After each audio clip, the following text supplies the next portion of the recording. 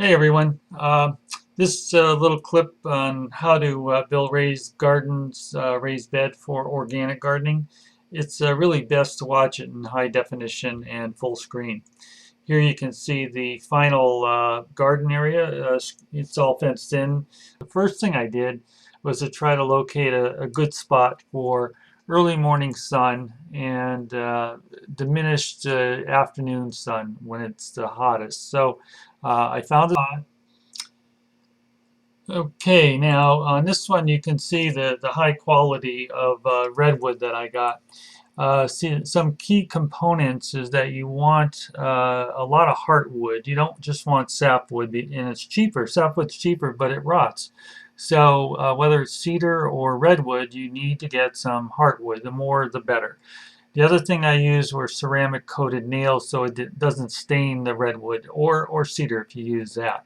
So those are some key considerations. On this clip you can see I've started to add some 2x4s on the top for sitting areas. Now you can use 2x4s or 2x6s, but 2x4s were fine with me.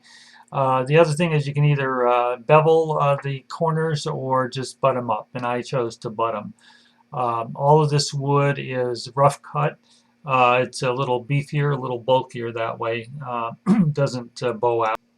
Okay, now how I chose to support the long sides of the beds was to put an inserted board, and you can see it on the inside of each of the beds, and they're screwed in from the side, so there's no sagging or bowing. Works out terrific. The next thing I did was prepared the ground. And so I got the boxes laid out and weed whacked down to just about bare ground because organic, I didn't want to spray. This was just going to be, all natural settings. So you can see here, I've got the grass down pretty much. And this was, I think, in March of 2010. So still wasn't very sunny out.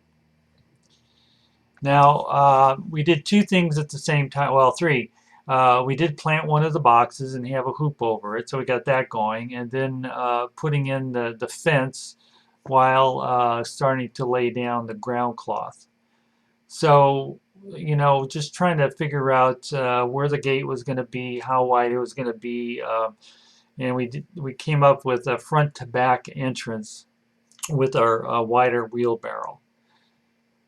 So the ground cloth here is starting to be laid down. I had some more dirt brought in.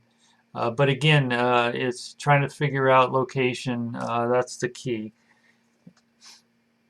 Now, the other thing I had to do was cover the beds after I got the dirt in there because it continued to rain and I didn't, want the beds to be all soggy come planting time.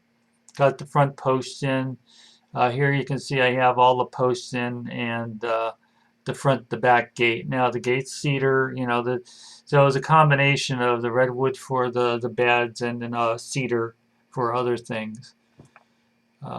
This is another look with the early morning sun coming, and it goes over and across the garden area, and then late afternoon it's behind those trees in the back there.